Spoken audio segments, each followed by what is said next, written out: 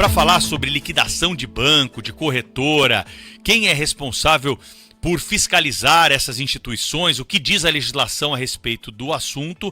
Para isso, nós trouxemos aqui para a nossa programação o Dr. Francisco Satiro, que é professor da USP, especialista no assunto, que vai conversar um pouquinho conosco a respeito desses termos todos e o que diz a legislação brasileira. Dr. Francisco, seja bem-vindo, um prazer ouvi-lo aqui na Rádio Bandeirantes. Muito obrigado, o prazer é meu. Estou à disposição. O caso que nós estamos tratando, principalmente, é o caso do Banco Master, né, que foi alvo de uma liquidação extrajudicial pelo Banco Central do Brasil. E nós temos noticiado liquidação do banco, depois vieram algumas corretoras que foram liquidadas também. E o ouvinte falou, peraí, mas o que é uma liquidação? Vocês estão falando tanto disso na programação, precisa explicar para a gente o que é a liquidação de um banco. O que é efetivamente esse instituto? Ele está previsto na legislação brasileira? Quem pode efetivamente atuar nesses casos? Doutor Francisco? Então vamos lá. A liquidação extrajudicial está prevista na legislação brasileira, na Lei 6.024. É uma lei razoavelmente antiga, tem até um projeto de lei para tentar modernizá-la, né? Projeto não, uma tentativa. Existe um projeto, mas existe uma tentativa de modernizá-la. Mas a liquidação tem uma característica muito clara. Se considera que bancos são entidades especiais, elas são diferentes de uma empresa, de uma indústria, etc. Porque se acontece algum problema com uma empresa ou com uma indústria, vai afetar os titulares daquela empresa, eventualmente alguns credores daquela empresa, e quando muito ali, os funcionários, etc. Mas bancos trabalham em rede. Então, quando a gente vai e faz um pagamento de uma conta de um banco no outro banco, existe aí um sistema todo por trás que faz com que os bancos se comuniquem. E isso na parte menos relevante dessa relação bancária, porque bancos mantêm com os outros empréstimos interbancários, em suma, os bancos, através deles mesmos e das câmaras de compensação e interbancárias, eles são uma rede. Por isso, também por isso, há uma preocupação grande que um banco venha a ter problemas, porque este banco, o problema deste banco pode refletir em outro banco, que pode refletir, desses dois podem refletir em mais um ou mais dois, e o que poderia gerar o que a gente chama de um efeito dominó. Na verdade, tecnicamente falando, é o chamado risco sistêmico, que é típico do sistema financeiro. Tendo isso em vista, o sistema financeiro, os bancos, estão sujeitos a um órgão regulador. É o órgão que vai cuidar para que os bancos estejam sempre cumprindo a lei, estejam sempre dentro dos critérios de segurança, e a gente tem um sistema financeiro muito seguro, em certos pontos muito mais conservador do que sistemas financeiros de outros países, e o Banco Central fiscaliza os bancos para ter certeza de que eles estão cumprindo os requisitos específicos, estão gerando as informações necessárias, etc., para que eles possam continuar atuando, né? Isso, tecnicamente, é uma regulação prudencial. Se o Banco Central identifica algum problema num banco que pode levar este banco a, eventualmente, não cumprir com as suas obrigações, e a gente sabe que bancos trabalham com dinheiro dos investidores, dos depositantes, o Banco Central, o próprio Banco Central, toma a medida de ou fazer uma intervenção, que é entrar na instituição financeira e verificar para contornar certos problemas, se eles não são suficientemente graves, ou, e aí entra o que a gente está falando, ou colocar a instituição financeira, o banco, em liquidação extrajudicial. A liquidação extrajudicial nada mais é do que uma liquidação comum, que é basicamente levantar todos os ativos, bens, direitos, etc., vender esses ativos e pagar os credores. E aqui nesse caso, como a gente está falando de banco, os credores são aqueles que de fato têm os créditos normais, mais os depositantes, mais os investidores. Então, a preocupação do Banco Central nesse caso é tomar a medida no melhor momento possível para garantir, na medida do possível, que este banco não vai gerar problemas em outras instituições financeiras e que aqueles que confiaram o seu dinheiro a esse banco vão receber pelo menos uma parte daquilo que eles tinham lá depositado ou investido. Agora, doutor Francisco, é correto, né, para ser mais direto assim, dizer que a liquidação acontece na hora que o banco quebra? É o banco quebrou no linguajar popular? Olha, o banco não precisa. A expressão quebra lembra a falência, né? Então, uma companhia, um comércio, né, está em falência quando ele está insolvente. Ele não tem bens ou direitos suficientes para pagar todos os créditos. Bancos não têm exatamente a mesma situação, porque bancos lidam com crédito, que não é uma reserva em valores, é uma reserva em confiança. A liquidação representa, é o paralelo da quebra de um banco. Por isso que na liquidação o Banco Central nomeia um liquidante, esse liquidante, as operações do banco são paradas, né, são interrompidas, e o liquidante vai passar a administrar esse banco exclusivamente para vender os ativos, apurar responsabilidades e pagar os credores. Então, tem Seria a uma analogia recuperação judicial do banco, assim, entre aspas? Não, o mais próximo seria a gente dizer que é a falência do É a banco mesmo, falência, né? tá. É a falência do banco. Não é uma E, falência porque bancos não estão sujeitos à falência. Na perfeito. verdade, até estariam se o liquidante pedir a falência, mas as pessoas normais, nós não podemos pedir falência de um banco. E existe uma etapa prévia que seria a recuperação judicial, como há, por exemplo, na falência, para a liquidação de um banco? A gente poderia pensar em algo nesse sentido? Não há, porque os bancos têm que cumprir integralmente com as suas obrigações. A recuperação judicial, assim como a falência, que vem prevista numa legislação específica, 11.101, ela não se aplica a instituições financeiras, ela não se aplica a bancos. Então, nem a falência imediatamente, a falência só como consequência da liquidação, e a recuperação judicial também não se aplica. Porque há um interesse maior por trás, né, da atividade de um banco, diferente do que acontece com uma indústria, um comércio, uma empresa comum. Nesse caso, quem cuida dessa questão é o Banco Central, né? Nós falamos em liquidação Exatamente. extrajudicial. Existe uma liquidação judicial também? O mais próximo que a gente tem da liquidação judicial é a falência. A falência é uma forma de liquidação judicial, mas o termo liquidação judicial não tem uma aplicação específica. Perfeito. E como que é a ordem do pagamento a partir do momento da liquidação de um banco, né? Aí eu estou falando daqueles que são credores. Há um dispositivo na legislação que traz uma ordem prioritária em relação aos outros. Como que é isso? Sim, em tese os credores vão ser pagos na ordem prevista na lei de falências, que é a lei geral, né, da liquidação das empresas em geral. Mas o que geralmente acontece nesses casos como eu falei, a preocupação do Banco Central é só a de preservar o sistema financeiro, de preservar as outras instituições, de preservar a credibilidade.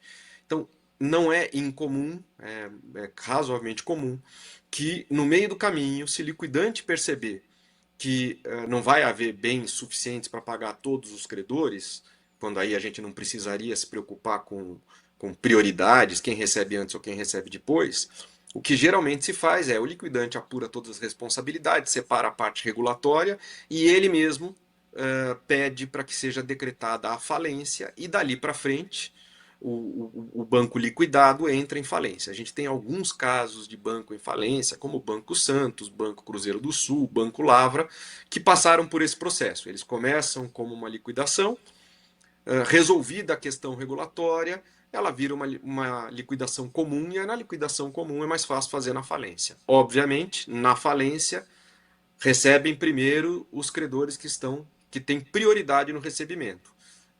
Grosso modo, se a gente pensar, trabalhistas, credores com garantia real, e aí os demais credores, para no final, se tiver algum dinheiro, os sócios receberem, o que é bem incomum, diga-se de passagem.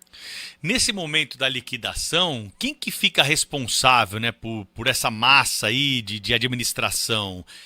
O Banco Central é que nomeia o responsável por esses atos? Isso, o Banco Central nomeia uma pessoa chamada liquidante.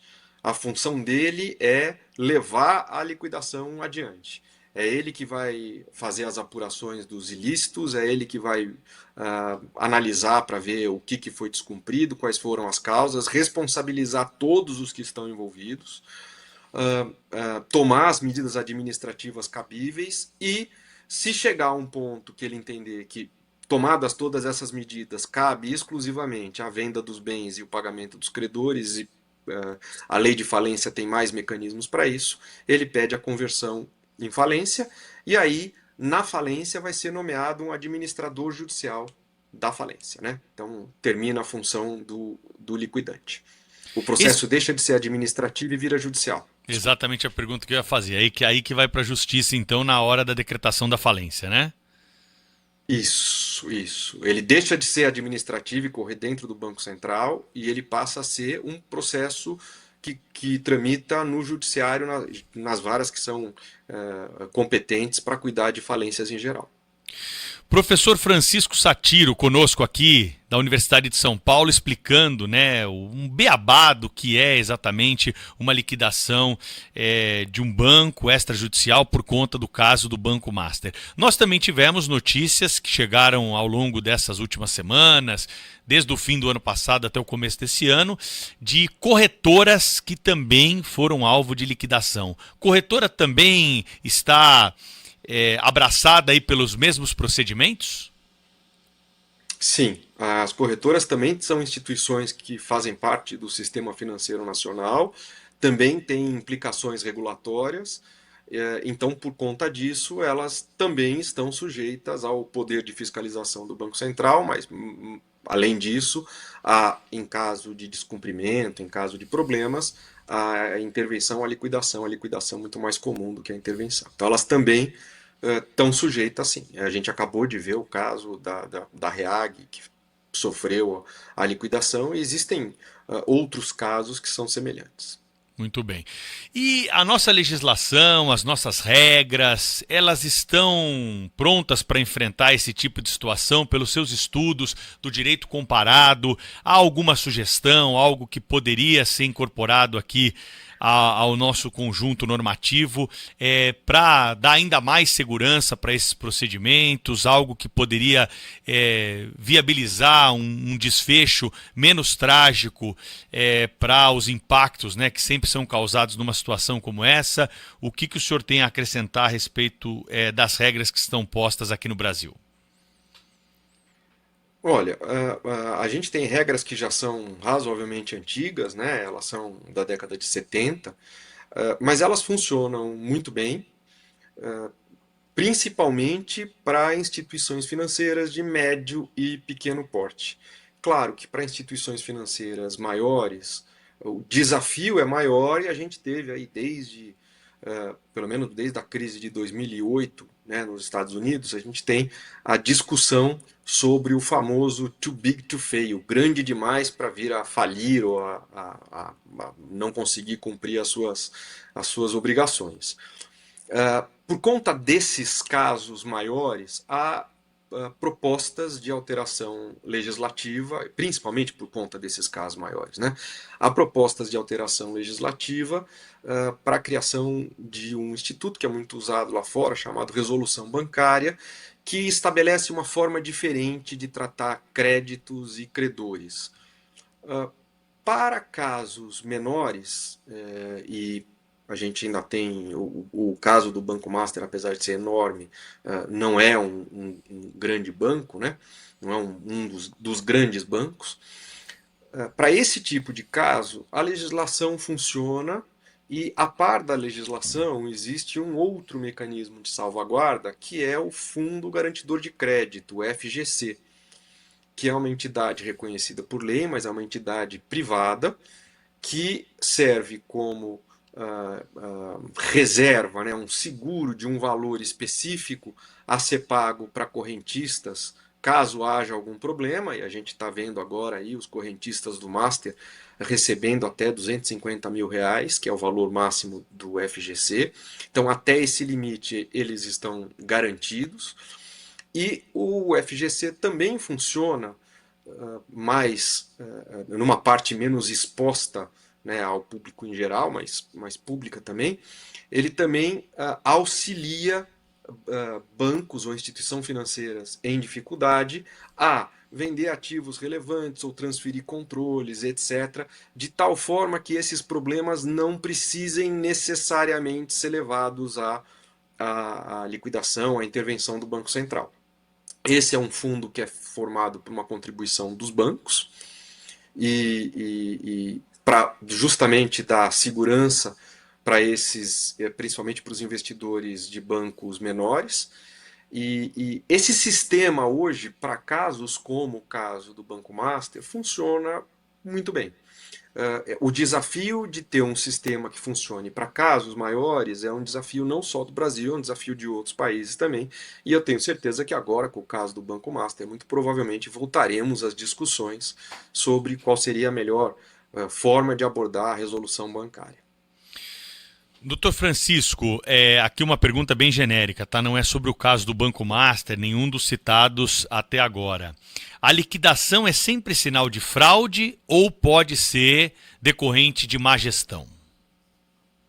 Não, ela pode ser decorrente de má gestão. Ela pode ser um problema de má gestão, pode ser um problema de fraude, pode ser um problema de mercado mal gerido pela administração da instituição financeira. Há diversas razões que levam bancos a ficarem em situação de dificuldade. Então, até que saiam as apurações e se defina finalmente, né, quais são as responsabilidades e efetivamente as causas, não é possível cravar que uma instituição financeira foi liquidada em função de fraude. E essa investigação é feita pelo Banco Central ou pelo Poder Judiciário? Pelo Banco Central e pelo Ministério Público, porque existem irregularidades administrativas que são punidas pelo Banco Central e existem crimes contra o sistema financeiro que são objeto de investigação pelo Ministério Público e esses tramitam na Justiça Comum. Na fase de liquidação, geralmente o que a gente tem é a investigação por parte do Ministério Público e a apuração, com investigação também pelo Banco Central, que trabalham em conjunto para identificar quais foram os comportamentos passíveis de punição. Quem é o órgão responsável por identificar se o Banco Central agiu no tempo certo ou se teve algum tipo de omissão num caso de liquidação de banco extrajudicial? Não há um órgão responsável sobre isso. E nem faria sentido ter. O órgão técnico é o Banco Central, que tem o conhecimento técnico sobre o assunto.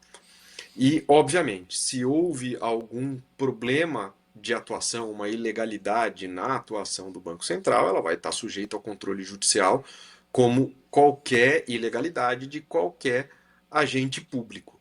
Mas isso dependeria de uma comprovação de uma irregularidade ou de uma atitude ilegal de um órgão técnico. O Banco Central é formado por técnicos extremamente capacitados, extremamente comprometidos, e a gente tem seria uma grande surpresa se o Banco Central tivesse em algum desses casos algum tipo de ilícito.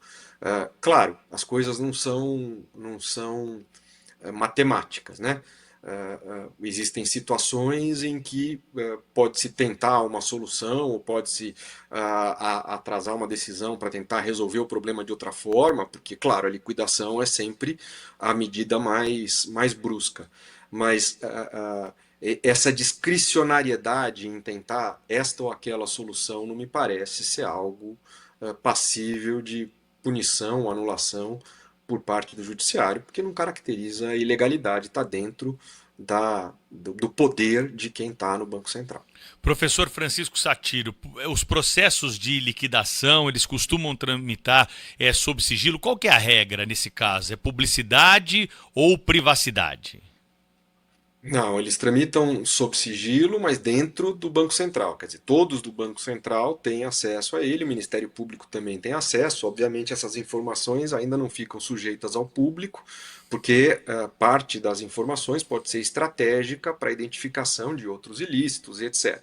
Então, isso tramita com acesso às partes, né? As partes têm acesso, a não ser questões que sejam muito sensíveis, mas em geral as partes envolvidas têm acesso, terceiros não vão ter acesso, até que eventualmente o caso termine a parte de apuração de ilícitos e terminada a parte de apuração de ilícitos, aí sim se dá publicidade para tudo isso. Mas dentro dos órgãos de fiscalização, MP e Banco Central, no caso das corretoras, por exemplo, também a Comissão de Valores Mobiliários, porque as corretoras também estão sujeitas à fiscalização da Comissão de Valores Mobiliários. Então, entre estes Olá, órgãos vocês estão me ouvindo? reguladores, não há problema de sigilo. O que se preserva é que essa informação não se torne pública, porque isso pode, em um momento ainda precoce, né, acabar levando a algum tipo de consequência danosa para quem, ao final, pode ser considerado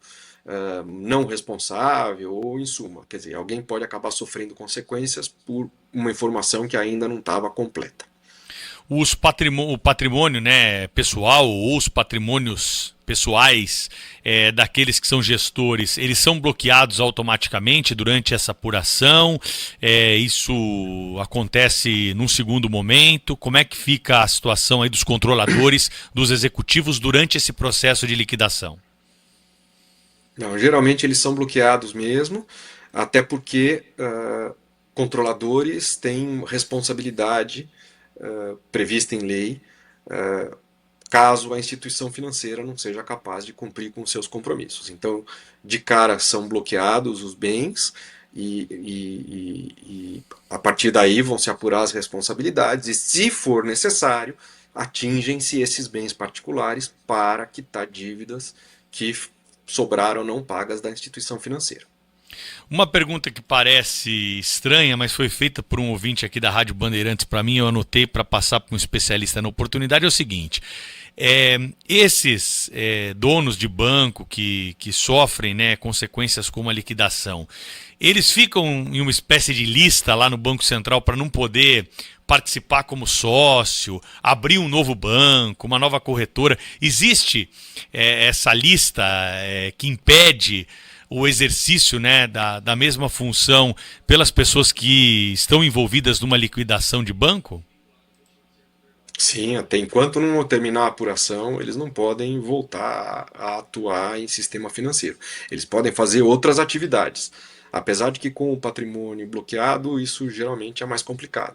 Mas eles não têm impedimento de outras atividades econômicas, mas tudo que diz respeito a regulatório de sistema financeiro, eles estão suspensos, e isso pode se prolongar, inclusive depois do processo, a depender do tipo de conduta que eles tiverem. Essas ações, normalmente, nesse momento, elas acontecem fora do judiciário, como nós já conversamos no início aqui da entrevista, né? Mas, caso algum envolvido sinta-se prejudicado, ele consegue acessar o Poder Judiciário imediatamente ou é preciso esperar o fim do processo administrativo para apresentar demandas ao Poder Judiciário? Não, sempre que alguém se sentir lesado por um ato ou uma omissão de quem quer que seja, mas principalmente pessoas ligadas ao poder público, sempre há o direito de acessar o judiciário para questionar esse ato. Isso não é comum nesse primeiro momento, porque as coisas são se apurando o que está acontecendo. Mais para frente, à medida que o Banco Central toma as providências dele, pode ser que alguém envolvido se sinta lesado ou entenda que algum ato praticado lá dentro seja irregular. E aí o que ele vai fazer é ajuizar uma ação específica. Essa ação vai ser julgada em primeira instância, vai ter recurso ao tribunal, vai ser julgada pelo tribunal, o recurso vai ser julgado pelo tribunal, eventualmente, se for o caso, vai para o Superior Tribunal de Justiça, e se houver alguma inconstitucionalidade, ele pode, eventualmente, até chegar ao STF. Professor Francisco Satiro, professor da Universidade de São Paulo, esteve conosco aqui explicando as questões ligadas à liquidação de banco, de corretoras, por conta do noticiário recente, uma maneira de explicar, dar mais detalhes de como funciona esse processo para você que tem ouvido aí as notícias e não tem, claro, o mesmo conhecimento a respeito do assunto. Foi muito bom conversar com o senhor, muito didática as suas respostas. Eu acredito que nós prestamos um serviço aqui para os ouvintes da Rádio Bandeirantes, que agora já vão entender melhor as notícias que acompanharem na nossa programação a partir de agora. Um grande abraço, obrigado aí por nos atender e até uma próxima participação por aqui. Muito obrigado, Pedro. Obrigado à Rádio Bandeirantes pelo convite e foi um prazer participar. Estou sempre à disposição.